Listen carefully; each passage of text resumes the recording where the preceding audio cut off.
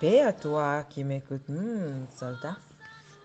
Je crois et je confesse que tu es béni de Dieu. C'est pourquoi tu prends le temps d'écouter les choses d'en haut. Les gens de ce monde n'ont pas ce temps que la présence de Dieu inonde le lieu où tu te trouves maintenant par son Esprit Saint. Et que cette présence divine te fasse du bien, toi et toute ta famille, au nom de Jésus-Christ. Toi, la pierre vivante que Jésus cherche.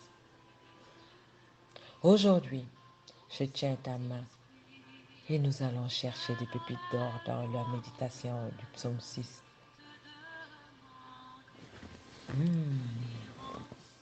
David dit, Éternel, ne me reprends pas dans ton indignation, ne me châtie pas dans ta colère.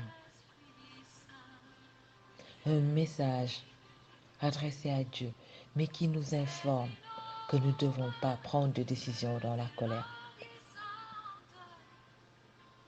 Il n'y a rien de bon que nous faisons dans la présence de la colère. La colère est un esprit du camp ennemi. Nous n'avons rien à faire en sa compagnie, nous, enfants bénis de Dieu, rois, reines du royaume de Dieu. Beaucoup de personnes se retrouvent dans les prisons pour avoir pris une décision dans la colère, pour avoir posé un acte dans la colère. Combien de mariages sont détruits? Combien de gens ont perdu le boulot? Des relations pour avoir agi ou parlé dans la colère. C'est un esprit très méchant. Nous devons faire très attention pour ne pas être complices de cet esprit. Quand nous nous sentons présents, appelons au secours celui qui l'a vaincu à la croix. Son nom est Jésus-Christ. David dit encore, « Aie pitié de moi, Éternel, car je suis sans force. Éternel, guéris-moi, car mes os sont tremblants. » Nous retrouvons ici l'ami de Dieu, David, malade, et qui supplie Dieu, oui, le Dieu qui guérit, de lui venir en secours. Son nom est Jéhovah Rapha. Alors toi aussi, devant même un petit rhume, élève les yeux vers les montagnes, d'où te viendra le secours. Le secours ne te viendra que de l'Éternel qui a fait les cieux et la terre. Par sa puissance, il ne permettra pas que ton pied chancelle. Celui qui te garde ne sommeille ni ne dort. Il est le roi d'Israël, le gardien d'Israël. Quelle grâce as-tu d'avoir comme gardien l'Éternel. N'oublie pas de ne plus attendre quand tu es gravement malade pour crier à lui au secours. Il est Dieu et aucune maladie ne tient devant lui. Il est capable même devant la mort de changer ta situation.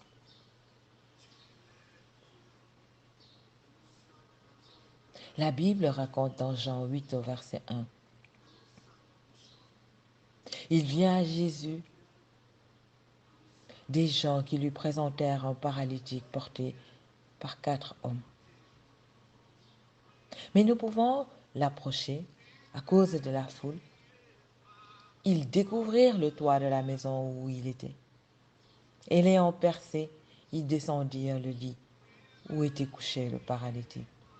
Jésus, voyant leur foi, dit au paralytique, « Mon fils, tes péchés te sont pardonnés. » Mon ami, est-ce que tu comprends pourquoi j'insiste toujours dans mes audios de fuir le péché? Il ouvre la porte à l'ennemi dans nos vies. Et quand l'ennemi rentre de façon légale dans nos vies, c'est difficile de le faire sortir de là.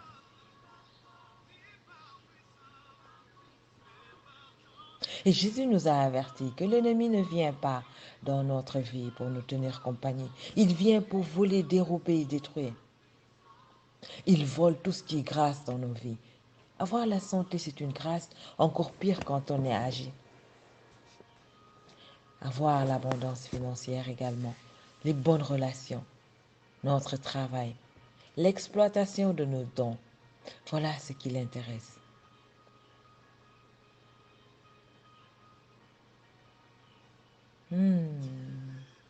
Et ce principe, il est valable pour tous. Car Dieu, il n'a pas le temps de faire une loi pour moi et une loi pour toi. Alors allons chercher l'information pour être au courant de ce qui est permis et ce qui n'est pas permis.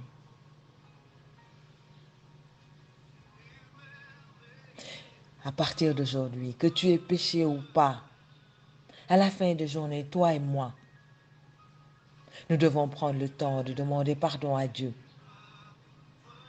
le suppliant. Oh Dieu, aie pitié de moi dans ta bonté. Selon ta grande miséricorde, efface mes transgressions. Lave-moi complètement de mes iniquités.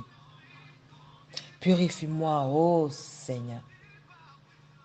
Garde ma vie cachée à l'ombre de tes ailes, Adonai, toi le Tout-Puissant. Pardonne-moi, Seigneur. Ne me laisse pas marcher dans le mensonge. Que la vérité s'attache à ma bouche.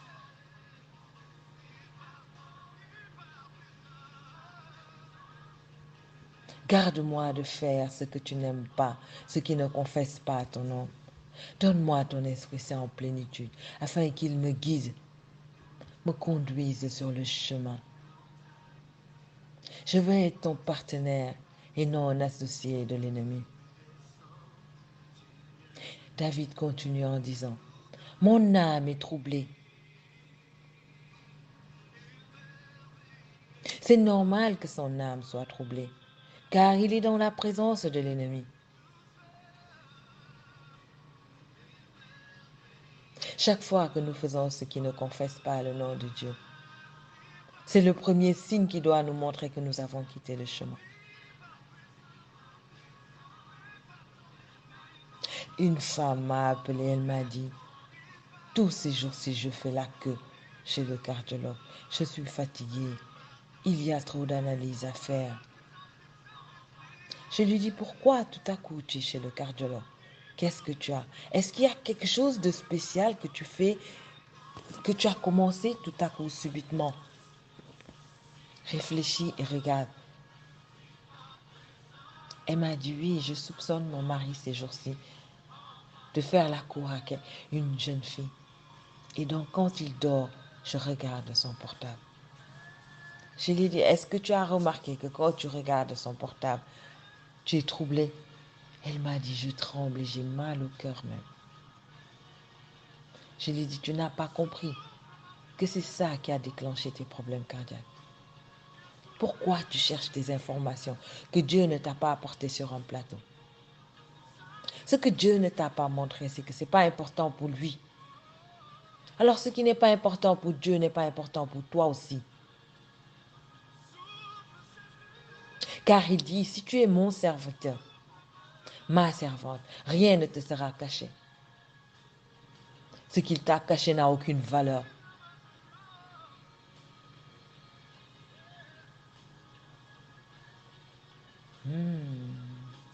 Elle a arrêté de regarder le portable de son mari. Et le cardiologue ne l'a plus revu. Pourquoi aller chercher ce qui est compliqué?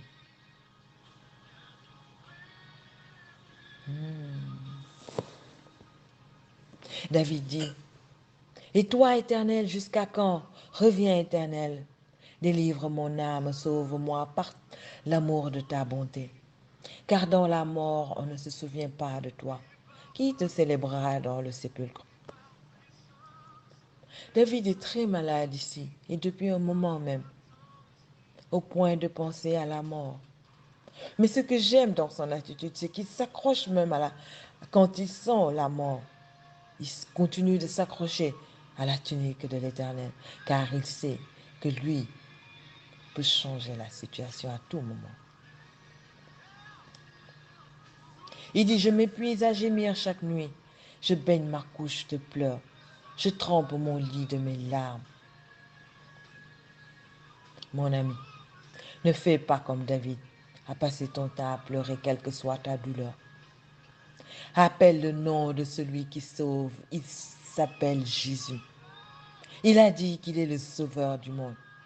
Alors, appelle-le pour qu'il te sauve de la situation où tu, où tu te trouves, des griffes de l'ennemi, où tu es emprisonné.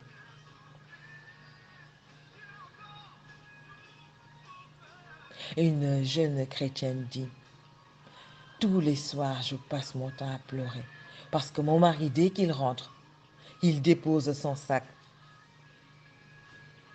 et il part. Il ne revient que vers 2 heures du matin. Et moi, tout ce temps, je ne fais que pleurer. Quand il vient, je fais semblant de dormir alors que je pleure. Je le fais pourquoi? Pourquoi perdre tout ce temps à pleurer? C'est un temps pour prier, pour invoquer la miséricorde de Dieu sur ton foyer, car tu t'es marié à l'église, alors tu as droit au secours de Dieu. Ton foyer est une corde à 3 ficelles. Ne fais pas comme le voyageur à qui on présente un repas et qui dit non merci parce qu'il a peur de la facture, alors que le repas est compris dans son billet. Quand tu t'es marié devant Dieu et devant les hommes, tu as droit au secours divin quand tu es dans les difficultés. Alors invoque-le. Demande-lui de te venir en secours. Et quand ton mari revient, montre-lui que tu es bien éveillé, que tu l'as attendu. Même s'il fait très tard, propose-lui de manger. Quand il rentre le soir à 18 heures, que ta viande sur le feu fasse la fumée dans toute la maison. Qu'il y ait des desserts déjà qui traînent sur la table, signe que tu prépares le dîner. Qu'il y ait du pain, un couteau, du fromage, du beurre pour manger. Des fruits sur la table.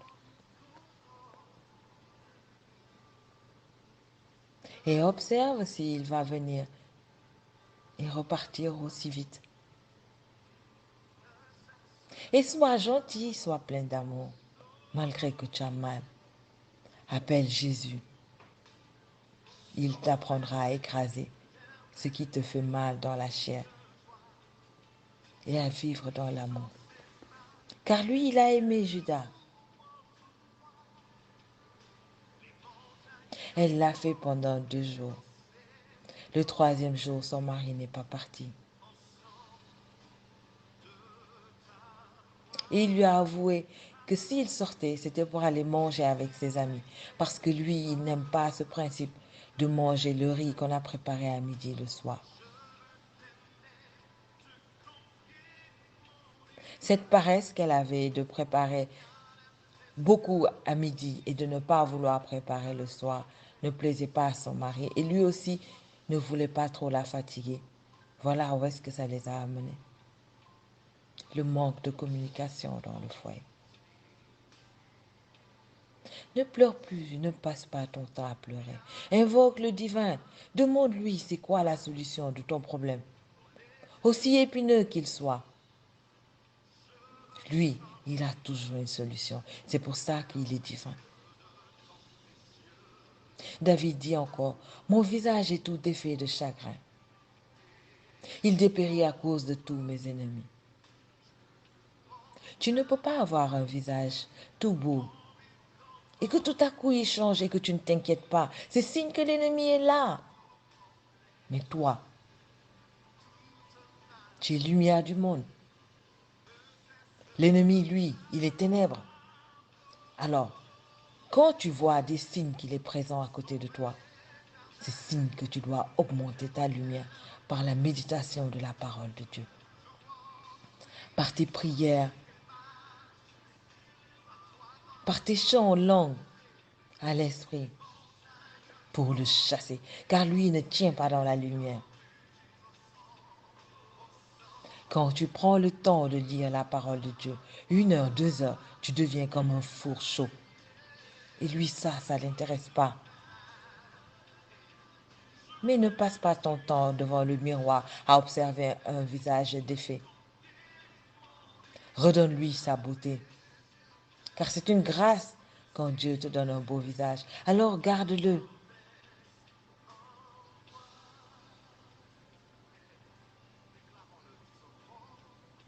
David dit, éloignez-vous de moi, vous tous ouvriers d'iniquité. Il faut les chasser, tous ces esprits qui ne confessent pas le nom de Dieu. Ne prends jamais plaisir dans leur présence.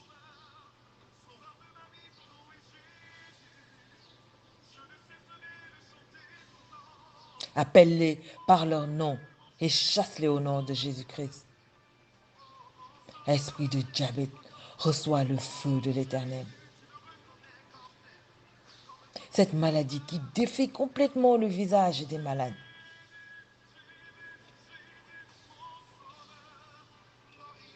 Quand elle est tout près de toi, envoie-lui l'épée de Dieu.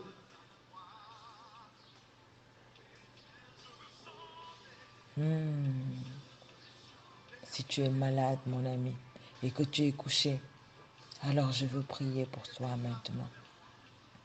Que tout voile que l'ennemi a posé sur toi et qui te tient cloué sur le lit, soit brûlé par le feu de l'Esprit qui te visite maintenant au nom de Jésus-Christ. Que le marteau de l'Éternel vienne fracasser toute chaîne qui te lie à l'ennemi maintenant au nom de Jésus-Christ. David a crié, l'Éternel a entendu la voix de mes pleurs, l'Éternel a entendu ma supplication, l'Éternel reçoit ma prière, qu'il reçoive la prière que j'ai faite pour toi maintenant au nom de Jésus-Christ. David dit, tous mes ennemis sont confus et saisis d'effroi, ils reculeront, ils seront soudain couverts de honte. Que tout ce qui t'opprimait soit couvert de honte maintenant au nom de Jésus-Christ et chassé loin de toi. Par la foi, crie déjà victoire au nom de Jésus-Christ sur tous ces esprits méchants qui t'empêchent de sourire.